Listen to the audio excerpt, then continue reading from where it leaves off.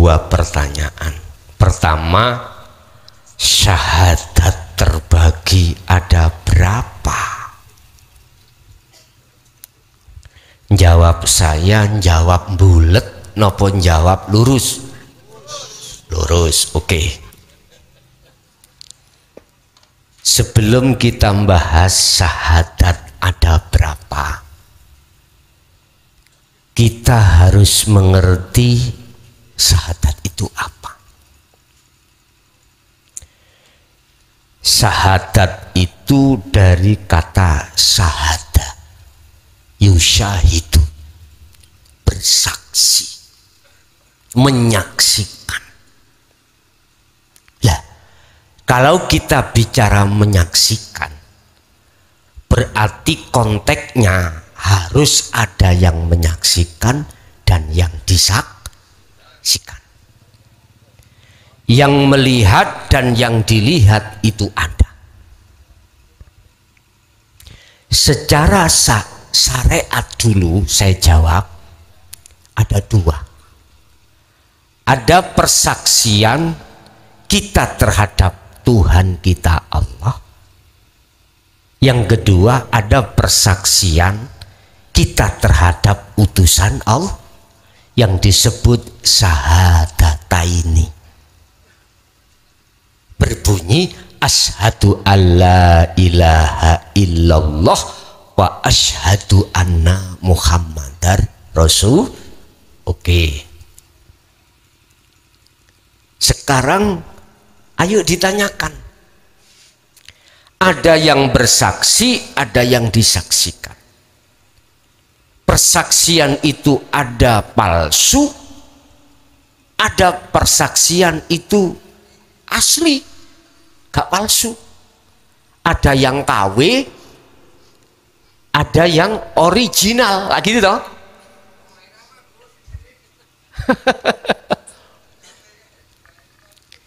Bersaksi yang benar adalah yang menyaksikan harus tahu siapa yang disaksikan. Sekarang saya tanya pada syariat kita, sudahkah kau bersaksi melihat sebenarnya siapa Allah itu? Kau usah dijawab, dijawab dalam hati aja. Bersaksi itu ada kaitannya dengan liqa, bertemu. Bertemu. Melihat. Lah, saya tak jawab sendiri, Pak. Tak takoni dewek, dijawab dewek. Selama saya masih di kelas itu, saya belum tahu sih siapa Allah. Saya hanya tahu sebatas Rabbi wa Rabbukum, Tuhanku. Tapi saya belum pernah ketemu Tuhan, belum bisa melihat Tuhanku. Tanda kalau saya belum bisa melihat terhadap Tuhanku, dalam hatiku masih ada iman selain Allah. Siapa? Contoh, saya beriman terhadap malaikat Israel, itulah yang mencabutnya nyawa. Israel iku makhluk. Berarti saya masih percaya terhadap selain Allah, yaitu makhluk. Saya iman sing ngaji mukhlason karena saya melihatnya mukhlason. Terus mana kita bisa bersaksi melihat Allahnya? Sehingga mengapa saya katakan ahli hijab? Walladzina kafaru sawaun alaihim a'anzartahum am lam tundirhum la yu'minun. Innalladzina kafaru, sak temene orang-orang yang ingkar terhadap ajaran Rasulullah di jalur dinul haq, iku sawaun, sama saja alaihim terhadap mereka opo aandartuhum amlan tundirhum iku tetap la yu'minun tidak percaya, dikasih tahu atau tidak tetap tidak percaya. Mohon maaf, ini sejarah kita.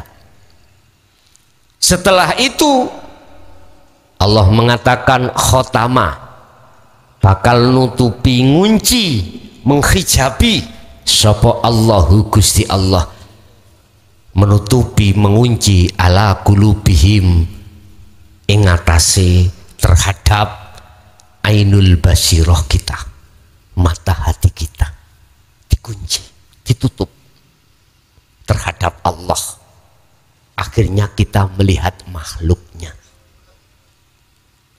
Ini Pak, berarti syahadat saya selama ini sesungguhnya terhadap makhluk, iman saya terhadap makhluk. Padahal sudah dikatakan asyhadu,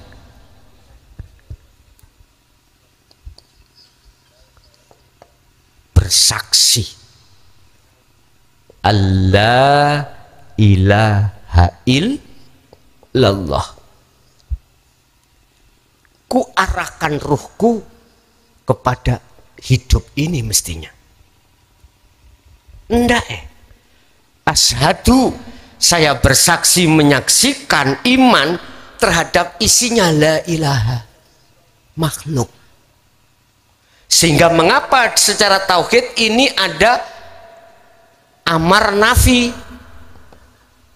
bersihkan Tuhan-Tuhan yang ada di dalam hatimu, makhluk itu semestinya tidak ada, tapi kau adakan sendiri, adanya di sini. Bersihkan. Setelah kau bersihkan, maka illallah itu ada isbat, menetapkan, mengarahkan wajah ruh itu hanya pada Allah. Mestinya gitu. Berhubung kami masih di kelas TK, tetap nggak iso Pak. Kalau mengatakan semua itu Allah, nggak bisa, karena kita masih terhalang oleh makhluk. Mata kita melihat makhluknya, jatuh ke mata hati berupa iman, mesti beriman yang melakukan si makhluk. Sampai kapan kita? Terserah. Apalagi wa asyhadu anna Muhammad Rasulullah, bersaksi kita bahwasanya Muhammad ibnu Abdillah adalah utusan Allah. Secara syariat sudah benar. Cuman ingat, bersaksi yang benar itu adalah yang menyaksikan harus tahu siapa yang disak, siapakah Allah, kemudian siapa Muhammad. Selama ini kita nggak tahu siapa Muhammad. Mana Muhammad? Kita zamannya bukan zaman menangi apa? Mengalami zaman Rasulullah. Iya nek para sahabat tahu sendiri kita. Makanya dengan iman, hanya iman percaya bahwasanya Muhammad ibnu Abdillah itu adalah utusan Allah, la nabiyya ba'da, tidak ada nabi setelahnya. Itu benar walaupun belum bertemu, iman kita secara syariat sudah dikatakan benar. Syariat loh. Tapi ditarik ke hakikat belum juga. Pun benar dulu, makanya kita harus paham syahadat berikutnya. Tadi secara syariat, sekarang secara hakikat. Bagaimana syahadat secara hakikat? Berhubung di dalam hati jenengan sudah mengenal dinut tauhid, sudah mengenal la ilaha illa anta sirul asrar, pasti imanmu hanya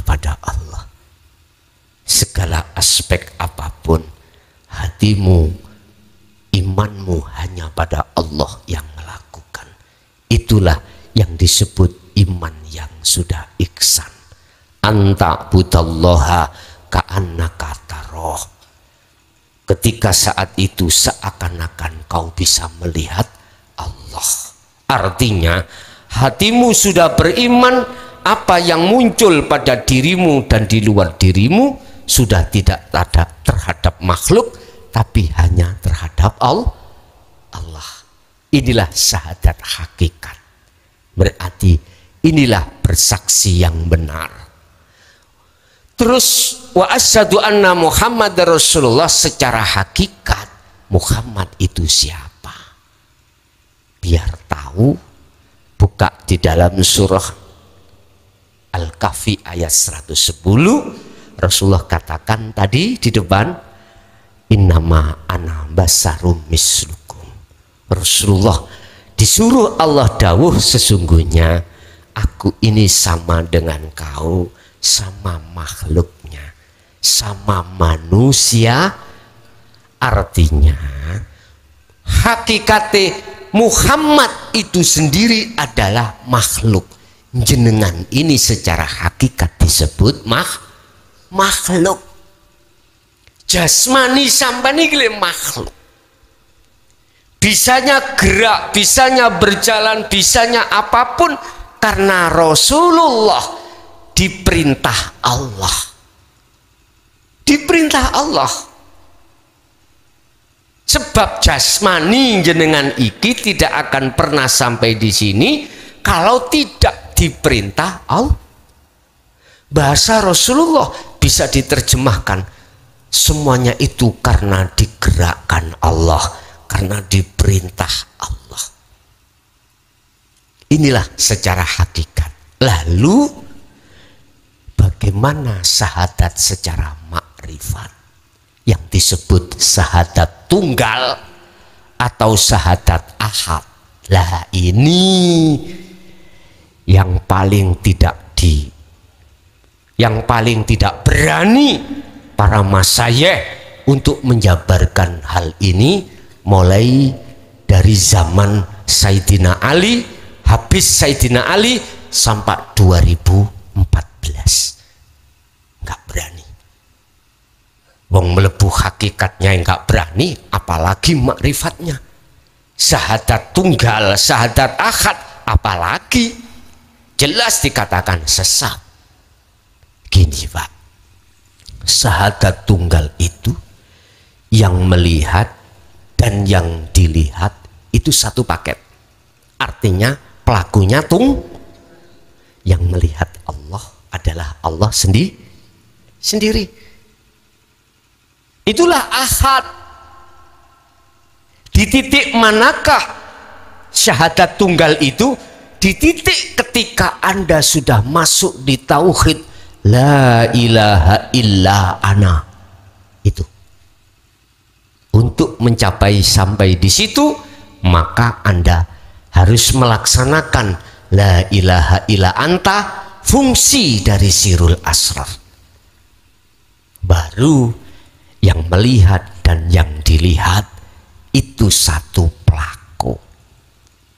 Allah sendiri.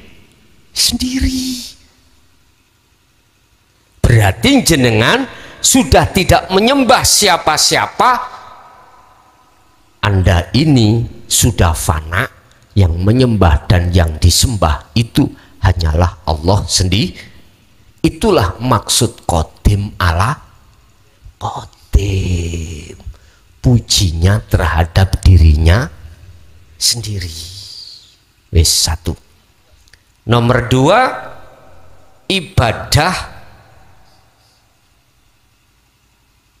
paling tinggi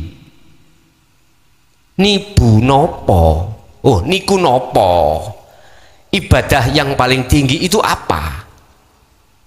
Sepurane Pak Yai ku singkatan numpak ngerayai loh Pak ya.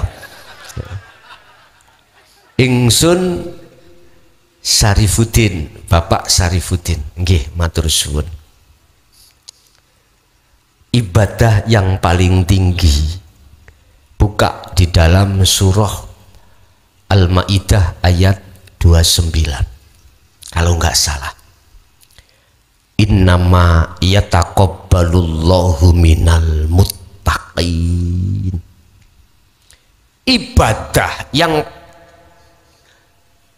hanya diterima oleh Allah adalah ibadah yang bersumber dari muttaqin.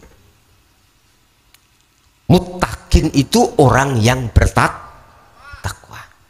Orang yang bertakwa itu adalah orang yang ruhaniyahnya itu sudah tidak lagi beriman selain Allah dalam hal apapun.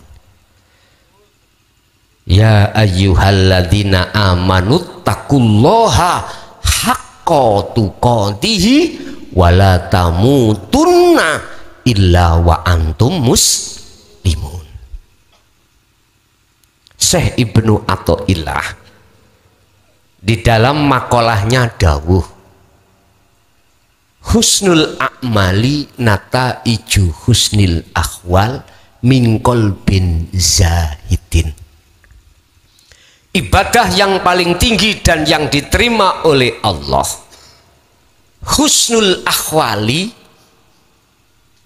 utawi bagus-bagusnya amal. Amal itu ada kaitannya dengan jasmani, Pak. Disebut amal. Ibadah apapun, ibadah pergerakan zahir apapun, itu di mata Allah sebagai amalan yang diterima atau ibadah yang paling bagus apabila nataiju husnil ahwal. Tergantung keadaan rohaniah sampai itu bagaimana, bagus apa enggak di mata Allah. Kalau bagus, maka apa yang timbul di dalam jasmani ini mesti bagus di mata Allah, di mata Allah. Loh, terus keadaan ruhaniyah yang bagus itu keadaan yang bagaimana? Kalau di dalam kitab Ihya dikatakan mingkol bin zahidin. Kalau di dalam Al-Quran dikatakan inni wajah tuwaj hiya. Bersumber dari ruhaniyah, hati yang condong pada Allah. Berarti tidak karena selain Allah. Sholat saja kita ditutup niat lillahi, tapi mengapa kok sikrono kita sholat pahala surga? Mengapa ini? Karena nafsu masuk di dalam diri kita dan kita tidak kenal siapa Allah sebenarnya yang harus kita temui itu. Inilah persoalannya. Masih kita lillahi ta'ala, tetap hati kita akan teringat selain Allah. Karena kita masih ada karena kewajiban, karena dimasukkan surga, dikasih pahala, hanya karena itu. Padahal yang dimaksud lillahi ta'ala karena Allah, kita harus sadar kita berdiri, isanya berdiri karena kita rukuk karena Allah, semuanya karena Allah. Berhubung ajaran Rasulullah di jalur dinul haq kita tolak, maka kita nggak bisa bertemu Allah. Bagaimana akibatnya? Qad khasiral ladzina kadzabu biliqa'illah. Apa? Sungguh sengsara bagi orang-orang yang saat ketika di dunia mendustakan pertemuan terhadap Allah. Ini berdusta, gak gelem bertemu Allah, sukanya bertemu selain Allah. Naudzubillah. Ya sudah, tergantung jenengan. Tapi qad aflahal mu'minuna alladzina hum fi sholatihim khashi'un. Sungguh beruntung bagi orang-orang mukmin yang ketika sholat bertemu Allah dikatakan khashi'un, khusyuk. Lah ini. Jadi ibadah yang paling tinggi diterima oleh Allah adalah ketika saat beribadah zahir ini hati sampean imannya hanya karena inna akramakum indallahi atqakum. Ini Pak, sesungguhnya takwa itu adalah derajat yang paling tinggi di sisi Allah. Takwa meliputi 3 hal: ilmu, amal, istiqomah. Ilmu berarti hakikat, amal berarti praktek, khalwat, istiqomah terus menerus. Ada lagi?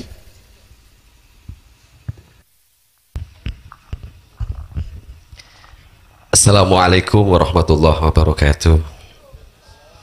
Teman-teman dari CB yang saya muliakan, Gus yang saya muliakan, pertanyaan kami masih di sekitar tadi yang dipertanyakan oleh teman yang pertama, yaitu dari sekitar pertanian, di mana setelah tadi Gus menjelaskan bahwa penyakit itu datangnya dari Allah, sehingga petani bawang itu bingung setelah bawangnya diserang penyakit. Ya, bagaimana posisi kita tidak di ahli hijab tapi di ahli syuhud, Gus? Jadi bagaimana hati kita ketika tetap penyakit itu kita basmi bahasanya? Itu aja, Gus, mohon maaf. Assalamualaikum warahmatullahi wabarakatuh. Waalaikumsalam warahmatullahi wabarakatuh. Berlakulah dirimu sesuai dengan dirimu. Tapi ketika berlakunya dirimu, hilangkanlah dirimu. Saya ulangi. Berlakulah dirimu sesuai dengan dirimu.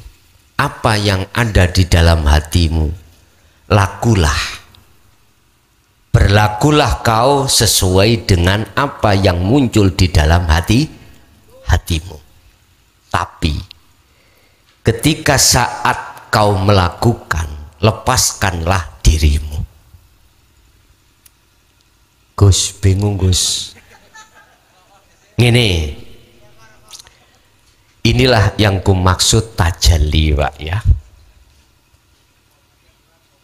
Apakah di dalam hati sampean ada gerakan perintah untuk membasmi? Jangan pernah kau melakukan jikalau tidak ada perintah untuk membasmi. Dan janganlah kau tidak membasmi manakala ada perintah membasmi. Tetapi ketika saat perintah itu datang, lepaskanlah keakuanmu yang membasmi. Terus tetapkanlah keakuanku Allah yang Gus lah lucu. Gusti Allah nekakno penyakit, Gusti Allah yang itu maksudnya apa? Iku Gusti Allah bingung itu. Gusti Allah yang mengadakan, Gusti Allah yang meniadakan. Berarti Gusti Allah bingung, Gus. Bukan. Itulah sifat jaiznya Allah.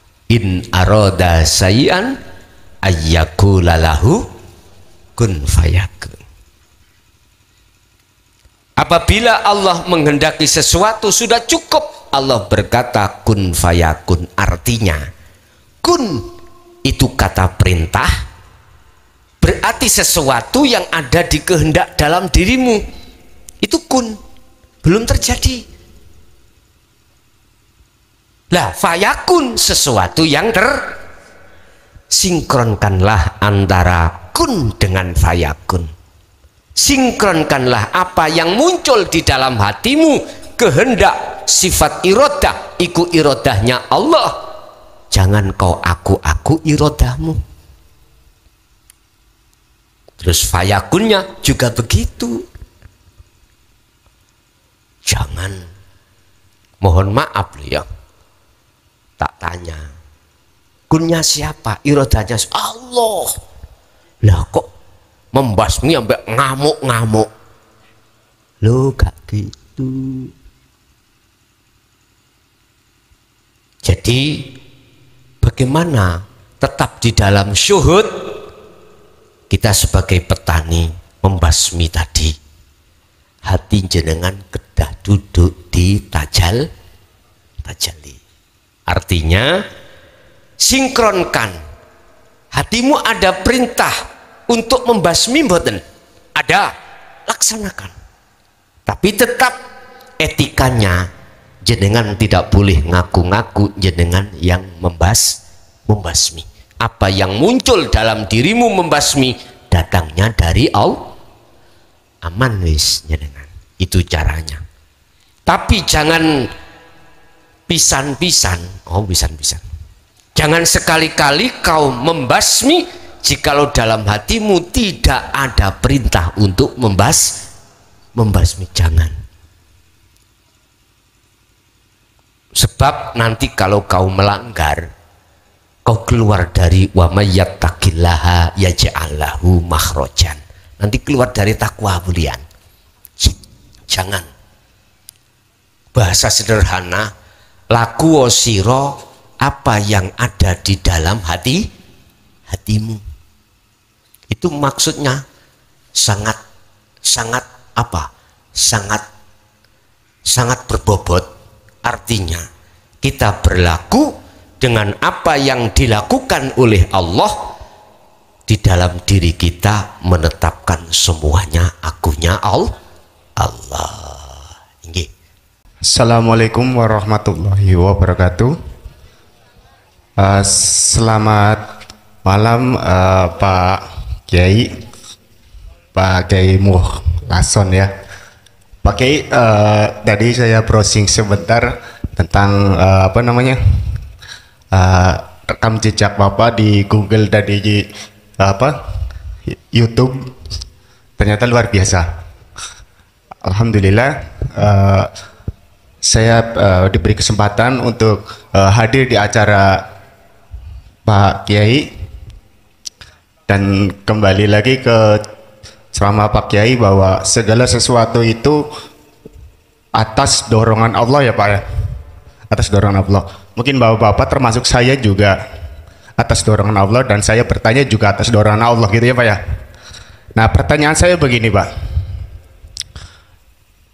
kita melihat ke pertanian apa ya, sawah gitu ya, antara syariat dan thariqat dan hakikat makrifat itu kan perlu keseimbangan ya Pak ya, perlu keseimbangan. Jadi ketika petani kita di sawah, saya ambil contoh kecil aja ya Pak ya, di Temu Kerep Pak. Di Temu Kerep ini banyak sekali pohon-pohonnya ditebangi Pak. Pohonnya ditebang, pohonnya dibakar batangnya. Itu saya pribadi melihat begini Pak, ini kenapa pohon kok dibakar, ini kenapa pohon kok ditebang. Padahal kita kalau melihat hukum alam atau ekologi ya Pak ya, ekologi ini memberikan manfaat terhadap oksigen dan seterusnya. Tapi versi Pak Kiai itu ya begitulah kan, begitu Pak. Nah, pertanyaan saya begini, bagaimana untuk menyeimbangkan antara pola pikir atau prinsip yang ada di dalam warga itu atau manusia itu dengan menebang pohon. Dan dengan menebang pohon itu kan berarti apa ya, tindakan itu adalah tindakan yang didorong oleh Allah. Kan seperti itu ya Pak ya. Termasuk saya bertanya, termasuk saya mengunjungi pengajian Kiai itu atas dorongan Allah. Lalu dalam konteks lingkungan ini itu bagaimana untuk mempertimbangkannya Pak? Kalau seandainya saya melangkah begini atas dorongan Allah, lalu petani menebang pohon, membakar batang pohon, apakah itu atas dorongan Allah atau bagaimana Pak? Jadi untuk menyeimbangkan itu, jadi pertanyaan saya seperti itu Pak. Jadi cukup sekian dan terima kasih. Assalamualaikum warahmatullahi wabarakatuh. Waalaikumsalam warahmatullahi wabarakatuh. Manusia itu digolongkan menjadi dua golongan. Pertama disebut ahlu hijab. Siapa ahli hijab itu? Adalah hati yang tertutup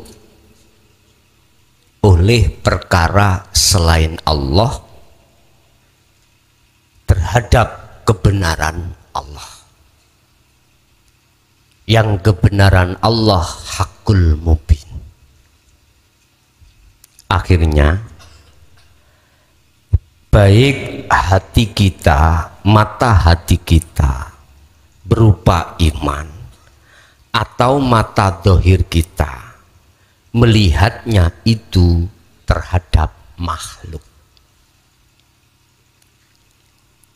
Kalau mata dohir melihat makhluk, hati melihat terhadap makhluk, yang menebang otomatis imannya kita akan mengatakan yang menebang adalah makhluk.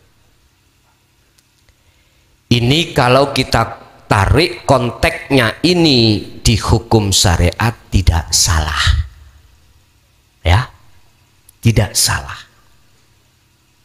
Makanya disebut ahlu hijab, ahli yang baik mata hati disebut iman, imannya mesti terhadap makhluk karena mata ini melihat makhluk. Dari mana datangnya lintah? Dari sawah turun ke kali. Dari mana jatuhnya cinta? Dari mata turun ke hati. Itulah ahli hijab. Satu. Ahli hijab yang seperti ini pasti imannya yang berafal, yang melakukan sumbernya itu dari makhluk. Lah, kalau sudah sumbernya dari makhluk, maka di situ dikatakan lewat dalil yang kita pelajari mulai sejak kecil di syariat, manakala yang muncul kebaikan berarti ekosistem itu berjalan, dan atau munculnya kejelekan, kebaikan dari Allah, kejelekan dari nafsunya sendiri, berarti ini ada dua penguasa. Ada sang penguasa baik, ada sang penguasa jelek. Kan ada dua. Yang baik itu datangnya dari Allah. Lah ngeten nggih?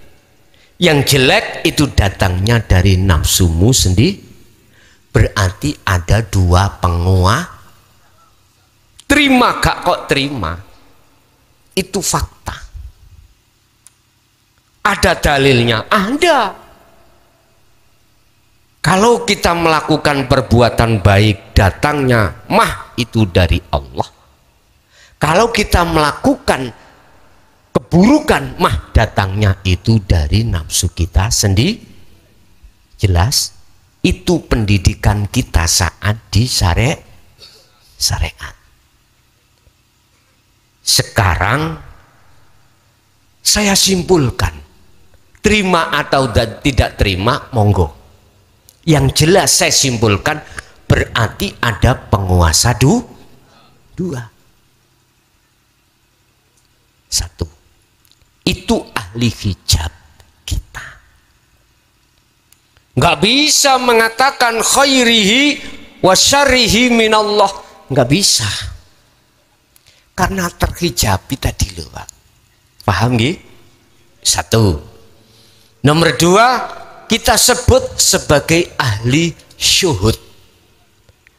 Ahli syuhud itu apa? Ahli yang hati ini sudah tidak terhijabi perkara selain Allah. Ya, ketika saat kita melihat perkara apa yang secara fisik kita fungsikan untuk menyeimbangkan hukum syariat dan hakikat, biar nggak salah kedua-duanya. Ahli syuhud itu mata dohir melihat makhluk, berhubung antara akal dengan hati ada filter sirul asror, maka ruhaniyah ini hanya melihat Allah. Mata dohir tetap melihat makhluk yang melakukan, tetapi mata hati imannya hanya Allah yang melakukan. Sumber persoalannya semua itu datangnya dari, kalau ini maka sinkronlah yang Allah katakan, Allahu khalaqakum wa ma ta'malun. Surat Al-Qasas. Allah lah yang menciptakan semua makhluk, wa ma, dan apapun ta'maluna kang terjadi pada diri makhluk. Sinkron. Tapi ayat ini kalau dimasukkan pada ahli hijab gak sinkron, Pak. Karena ada penguasa ganda. Oke lah Pak, semua itu karena kelas kita ada di mana. Kalau kelas kita masih ada di kelas ahli hijab, ya memang begitu Pak. Ya jangan salahkan.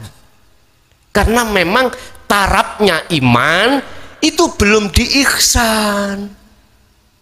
Iman kita masih nurul iman, belum hakul iman.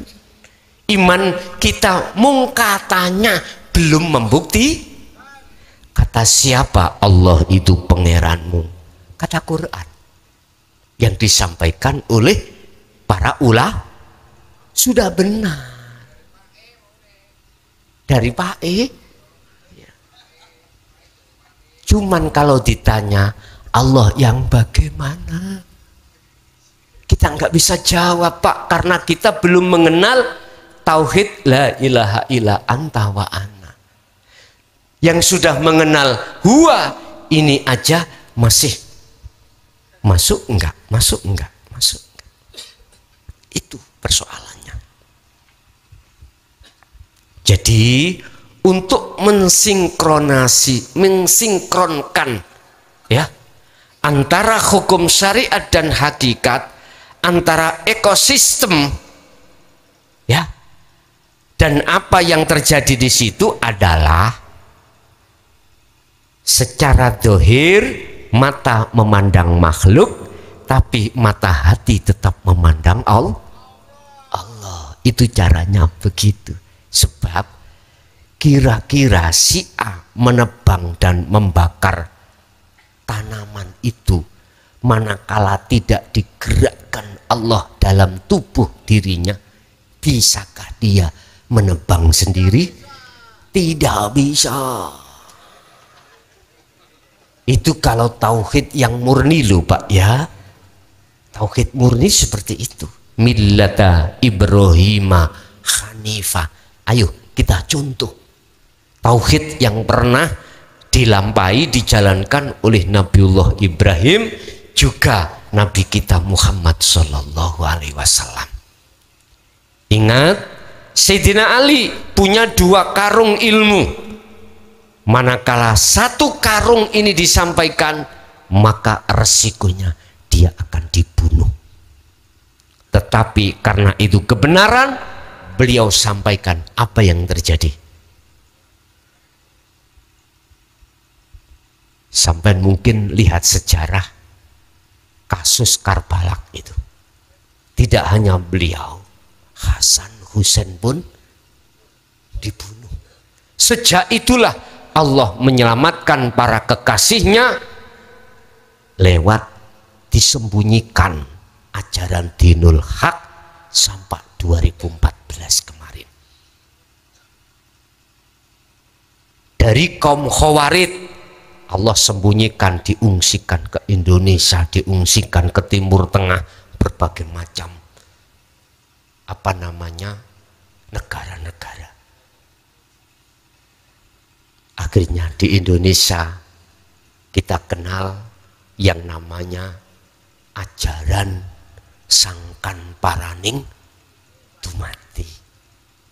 Itu buah dari ketauhidan yang berhati-hati untuk di mata kaum Khawarij biar tidak terdeteksi. Dilewatkan wayang gitu. Kalau mengikuti sejarah, karcisnya itu bersyahadat, asyhadu alla ilaha illallah wa asyhadu anna Muhammad Rasulullah, baru boleh melihat lakoni wayang itu. Dan di dalamnya penuh sanepan. Apa sih Sangkan Paraning Dumadi? Sekarang terang-terangan itulah ajaran innalillahi wa inna ilaihi rajiun. Dah. Beres pun. Sudah wancinya datang. Apa wancinya? Wayai. Sudah datangnya waktu yang Allah tetapkan di dalam surat Toha, surat ke-20 ayat 14, berarti tahun 2014 berbunyilah innani anallah la ilaha illa ana fa'budni wa aqimis sholah lidzik. Berarti sudah wayahnya umat Islam khususnya dan umumnya umat manusia, ruhaniyahnya itu jatuhnya harus hanya beriman pada Robnya, Tuhannya, tidak terhadap lainnya. Dalam segi apapun ruhaniyah harus terhadap Robnya. Ya, saya katakan Rob karena bahasa surat Az-Zumar ayat 54, wa anibu ila rabbikum. Ini tidak hanya untuk umat Islam, tapi seluruh umat manusia.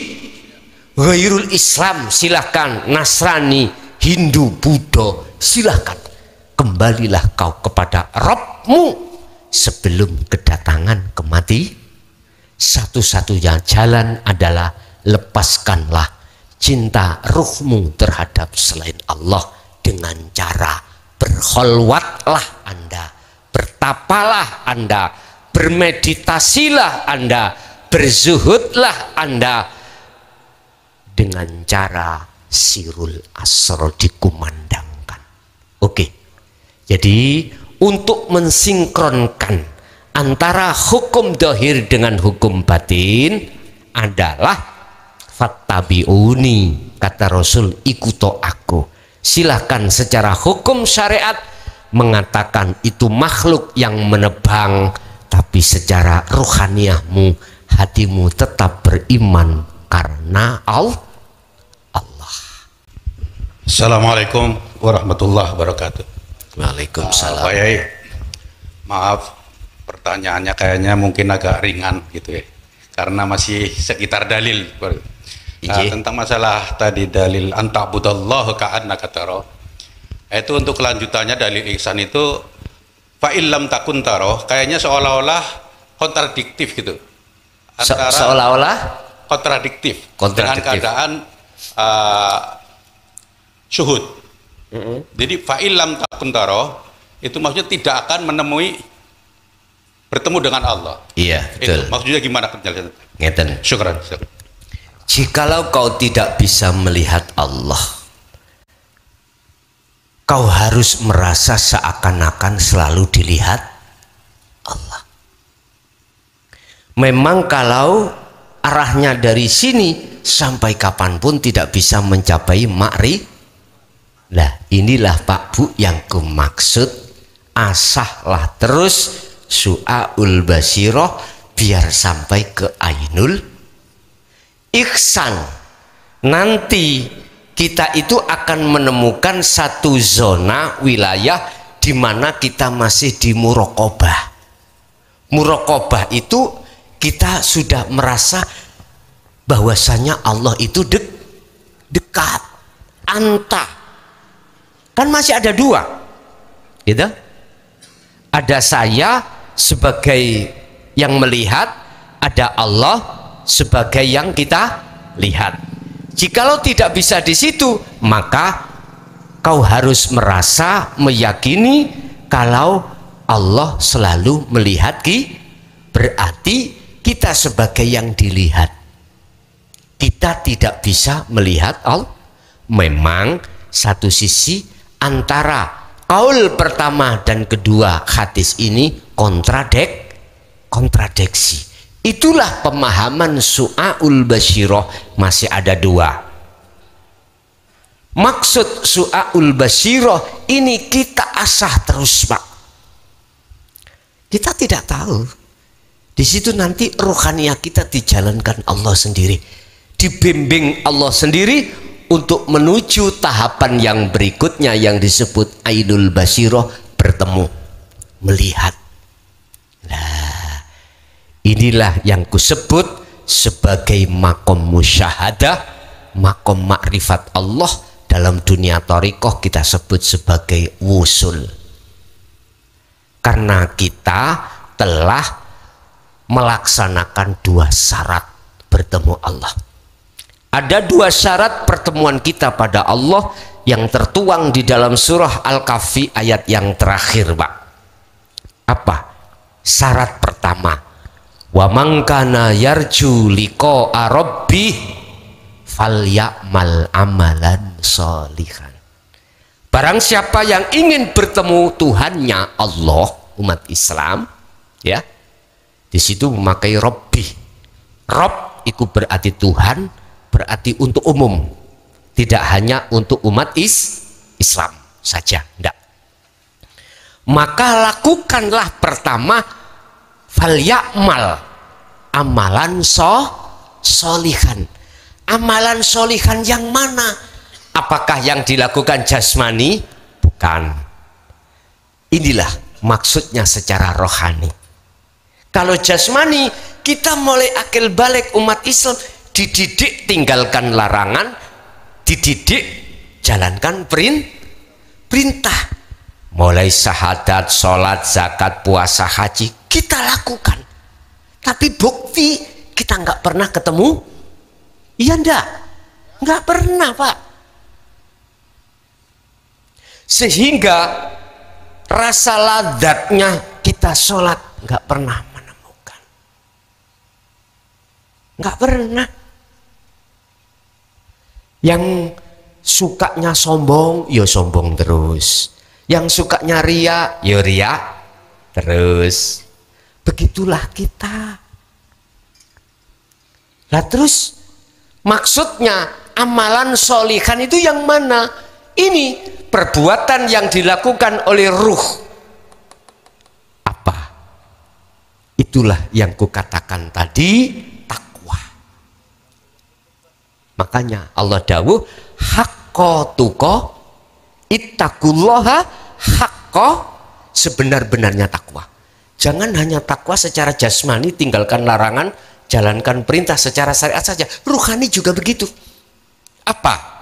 Ani butullaha wastanibut tauhid. Ini, Pak, takwa secara rohani.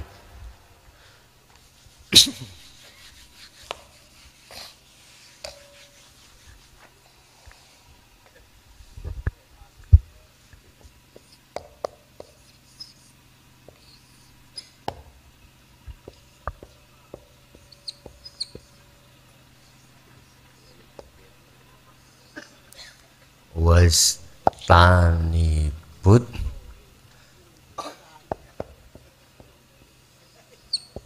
tauhid. Ani butullaha, nyembahlah siro marang Allah. Arahkan ruhaniyahmu hanya pada Allah. Imanmu hanya pada Allah. Ini didikannya dari anta wa ana. Hakikat makrifat. Kalau tidak di sini nggak kita ketemukan. Untuk meletakkan ini wajah tu wajia ada di sini, Pak. Kalau tidak di sini tidak kita ketemukan. Arahkanlah nyembah siromung hanya pada Allah. Artinya hatimu hanya beriman pada Allah di segala aspek apapun.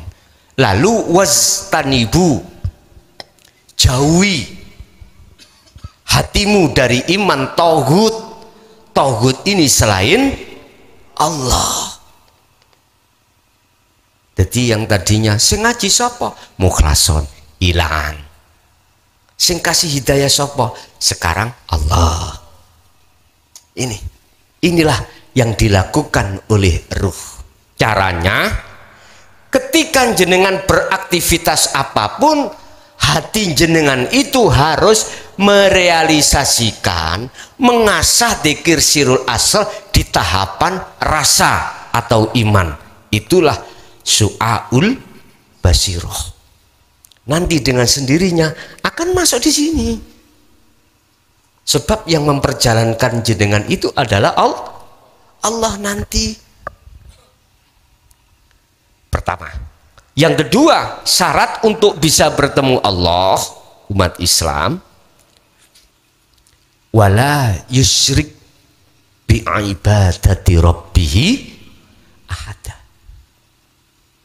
Ketika kau beraktivitas apapun, ibadah apapun, jangan ada dalam dirimu selain Allah. Jangan ada iman kalau kau yang melakukan. Makanya saya katakan, Gus, aku sudah dzikir sirul asra 3 tahun kok gak jebul-jebul utangku. Jenengan ini belum melepaskan keakuanmu yang berzikir. Ini persoalannya. Kok saya belum wosul-wosul? Karena jenengan belum melepaskan keakuanmu. Inilah, mohon maaf, taline nafsu sing paling halus niki, Pak. Paling halus. Melepaskan keakuan itu. Wala yusrik, jangan kau menyekutukan bi ibadati rabbih ahada, ketika jenengan beribadah pada Allah dengan sesuatu yang lain. Artinya Anda harus lepaskan keakuan makhluk. 2 syarat inilah siapa yang mau melakukan akan bisa bertemu Allah di maqam musyahadah. Jadi atas pertanyaan tadi Bapak Ibu, maka ku ambil satu kesimpulan bahwasanya tidak ada alasan kita di dunia ini hanyalah mencapai kemakrifatan terlebih dulu sebelum kematian itu datang. Udah, jenengan ngen-ngen sendiri, jenengan hayati sendiri apa pengajaran ini dari Allah cuman saja seakan-akan dilewatkan manusia.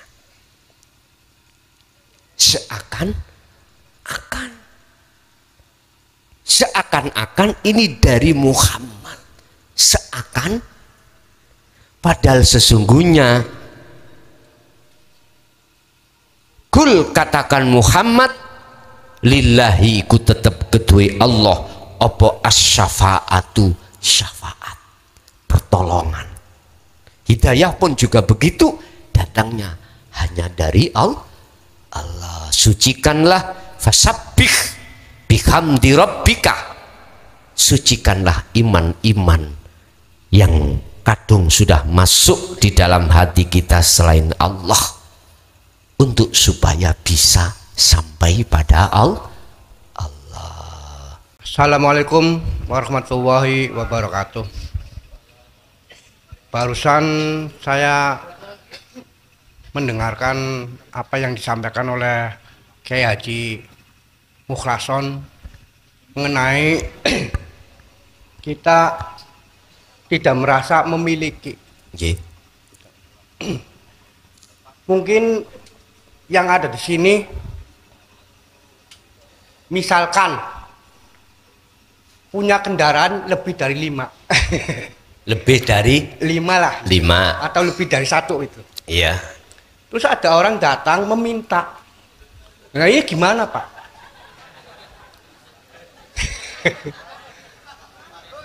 Nah ini tolong minta jawabannya. Terus apa yang dimaksud dengan tidak merasa memiliki? Oh gitu. Biar jelas. Terima kasih. Wassalamualaikum warahmatullahi wabarakatuh. Waalaikumsalam warahmatullahi wabarakatuh. Yang dimaksud tidak merasa memiliki itu secara rohaniah. Secara rohaniah. Secara jasmaniah itu titipan Tuhan ya terhadap kita. Kita harus ngerawat sebaik-baiknya. Terus ada pertanyaan, ada orang lain meminta terhadap kendaraan itu. Jawabannya apakah dikasihkan atau tidak? Katanya tidak merasa memiliki, mestinya harus diberi. Lah gitu toh. Oke. Hati yang sudah betul-betul murni keimanannya pada Allah mesti nanti akan menjawab sesuai dengan jawaban di hati. Ada 2. Kasihkan. Mengapa ada perintah dikasihkan? Mesti yang meminta tadi nanti amanah juga. Amanah.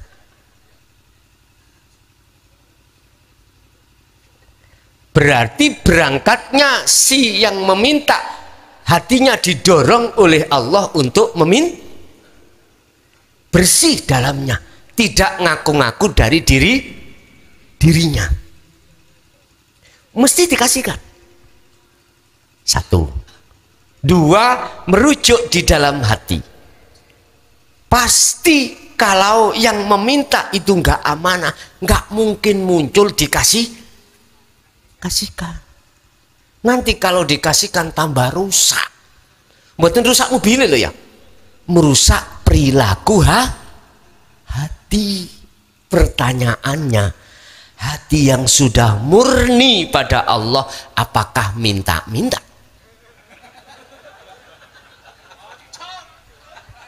Nyun sewu Pak, kita kenal tentang masalah doa ya.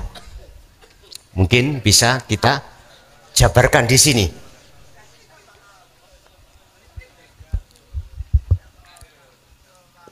Ud'uni astajib lakum.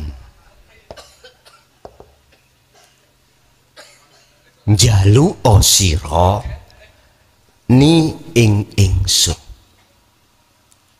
Ini saya artikan, datanglah kau terhadapku. Berarti jenengan sebelum mengutarakan apa yang diminta harus makrifat dulu. Paham? Tetangga A dengan B. A punya pelem, B kepingin pelem. Apakah si B langsung ambil pelemnya ataukah menemui yang punya pelem? Halo? Menurut etika yang benar, Anda temui yang punya pelem. Mangga. Setelah Anda temui, maka utarakan apa maksud Anda. Walaupun kau nggak mengutarakan, innallaha ya'lamu ma fis sudur. Walaupun kau gak berdoa, mohon maaf ya, Allah sudah tahu kebutuhanmu. Miturut etika ahli syuhud, izin malu.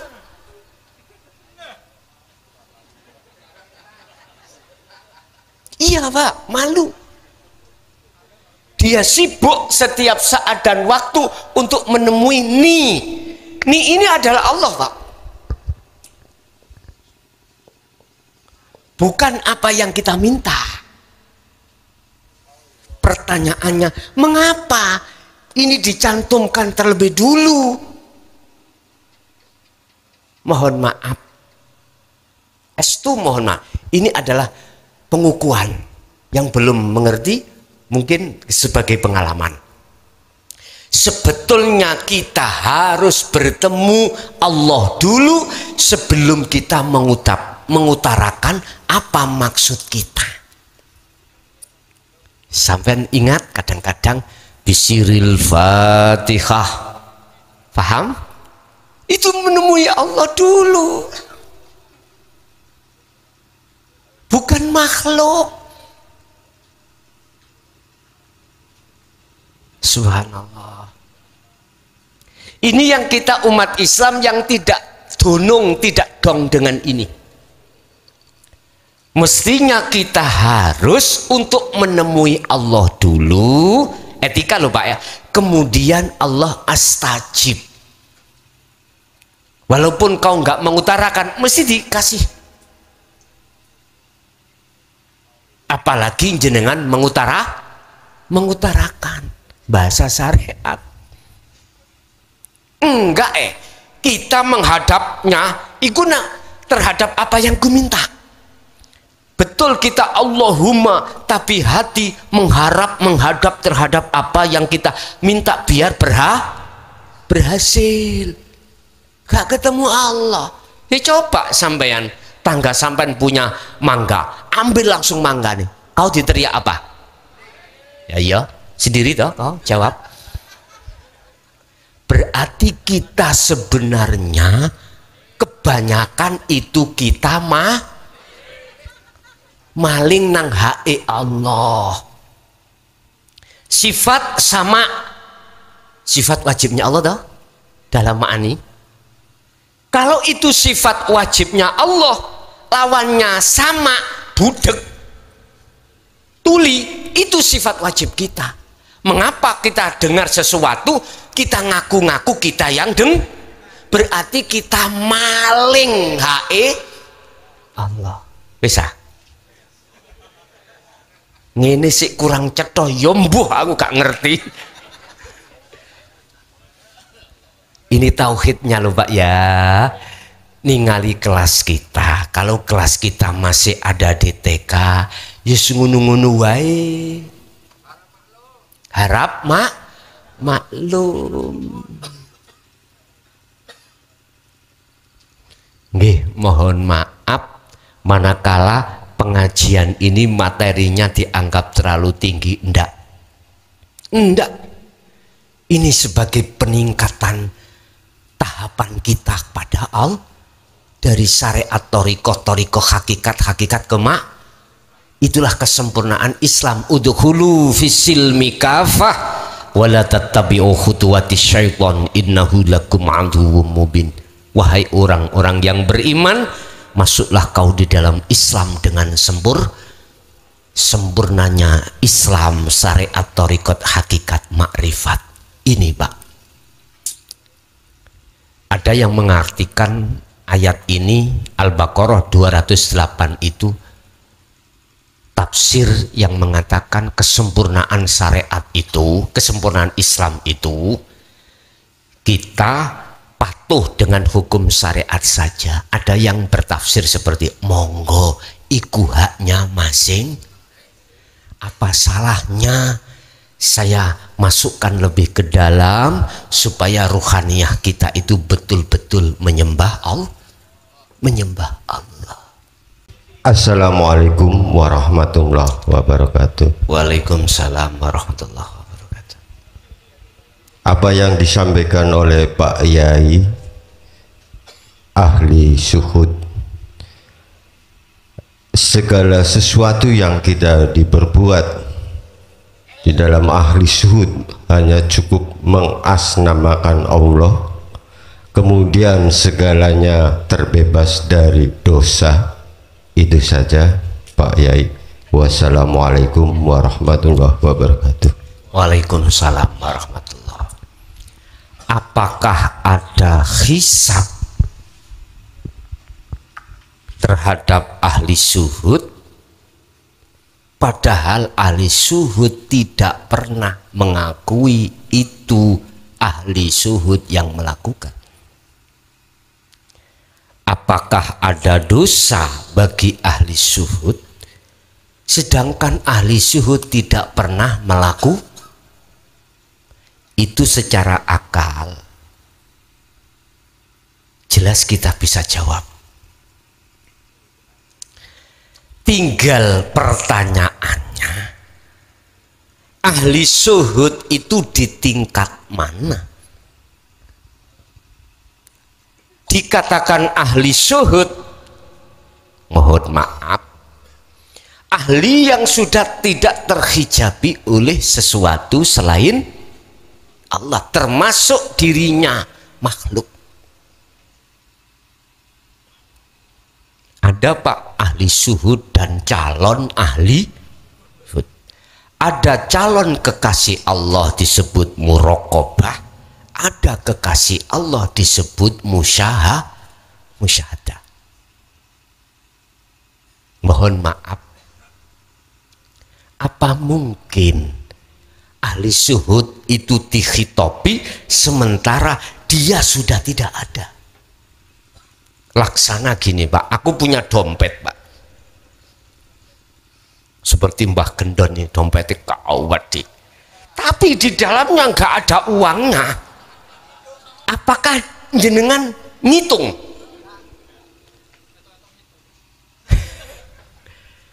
Nggak mungkin. Muncul hisab, muncul ngitung persoalannya karena ada uang. Kalau nggak ada uang kok etok-etok ngitung, iku namanya orang gendeng. Besok secara keterangan syariat ada golongan bighairi hisab. Siapa beliau? Itulah golongan-golongan yang hatinya sudah imannya hanya pada Allah. Sayaquluna alladziina qalu udkhuluha bisalamin aminin. Jadi malaikat iku gak ngitung, gak kupuh ngitung. Arepe tak hitung mana, nggak ada, kosong. Mlebu ae, mlebu. Udkhuluha, masuklah kau ing tempat yang sudah disiapkan, bisalamin aminin, dengan aman santausa.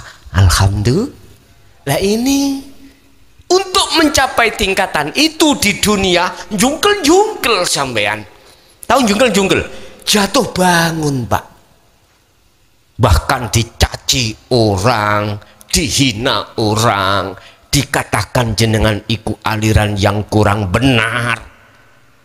Allah ya Karim, jangankan kita, Rasulullah pun dicap oleh kaum kafir Quraisy, oleh kaum Taif sebagai ahli nujum, sebagai aliran yang gak benar. Akhirnya beliau dadanya sempat sempit. Akhirnya Allah mengingatkan, fasabbih bihamdi rabbika Muhammad. Al-Hijr 9596. Akhirnya beliau kembali kepada keasliannya. Siapa di belakang yang memprotes? Ternyata Allah Subhanahu. Wong kuwi yo gak iso sebetulnya protes, iso protes sebab memang digerakkan. Lah Muhammad kan kembali kepada Allahnya. Ketika sudah kembali, ditanya sampai kapan saya itu berlaku seperti ini. Hatal yakin jenengan berkholwat sampai mati. Mati. Tadi saya kasih deadline 120 hari. Sebetulnya hatal yakin Al-Hijr 99 sampai seto. Walaupun sampai 40 hari sudah wusul, teruskan, lebarkan sayap kemakrifatanmu di mata Allah. Sebab di situ ada musyahadatul fana wa kamil wa baqa. Teruskan, teruskan, teruskan. Itulah yang kumaksud, sibukkan hatimu untuk membangun rumah akhirat. Urusan makanan yang kau butuhkan datang sendiri, termasuk utang. Sing mikir sing nakir. Gusti Allah bikin acara itu gampang, Pak. Karena ketakwaanmu terhadap Allah, dibikinlah hati yang ngutangi itu memaafkan. Moro nang omahmu, wis le, gak usah kok sahur. Aku roh, saya tahu kau orang remek. Nggak mungkin bisanya. Udah tak bebaskan. Kan bisa jadi Allah seperti itu. Mampu Allah menggerakkan hatinya seseorang itu seperti itu. Mampu. Tidak harus bem salah bem dari langit mak celup sakarung juga harus gitu. Nggak harus. Min haitsu la yahtasib, jalannya datangnya itu tidak kau sangka. Saenake Allah sendiri. Yang penting bangunlah rumah laba. Semakin besar nyamuknya dominan, semakin terjaring di situ. Enggak usah laba-laba turun dari rumah cari semut, cari laler, ya tambah lari lalernya. Udah berdiam diri aja, di dalamnya itu nanti datang sendiri. Jadi apa tadi Pak? Pertanyaannya tadi apa?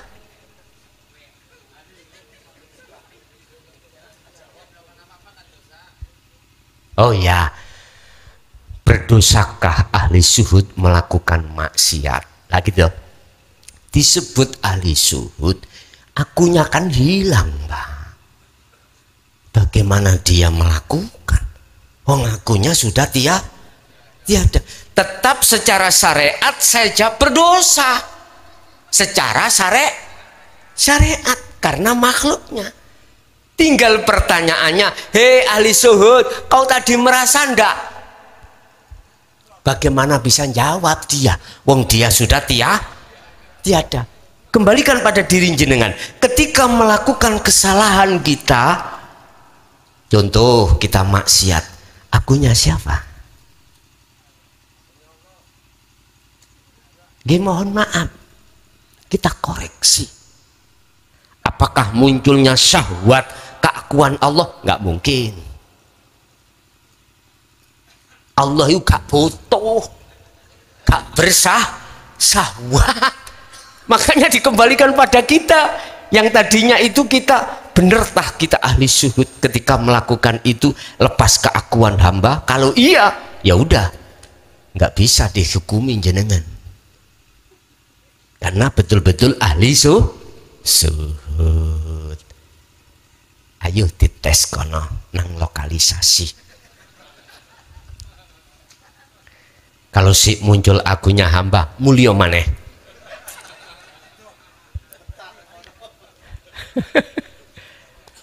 Allah ya karim. Gak apa-apa tuh Gus, ngetes di takok nyonya sampean. Boleh tah jenengan sobo lokalisasi. Nek gak sobo ya lihatlah Allahnya yang melarang. Berarti Allah yang tidak memperboleh. Mengapa tidak memperbolehkan? Karena aku yakin ketika jenengan ke lokalisasi mesti jatuh sampean. keakuan Allah jatuh jadi keakuan makhluk. Bapak Ibu hadirin jamaah rahimakumullah, sudah sampailah pada jam 12 kurang 6 menit. Apa yang sudah diberikan Allah terhadap kita, kita syukuri, kita nikmati, dan kita lakukan. Harapan kami mudah-mudahan estu menjadi satu ilmu yang bermanfaat, ilmu yang berkah terhadap keluarga kita dan anak keturunan kita ila yaumil qiyamah. Lahumul Fatihah. A'udzubillahi minasyaitonir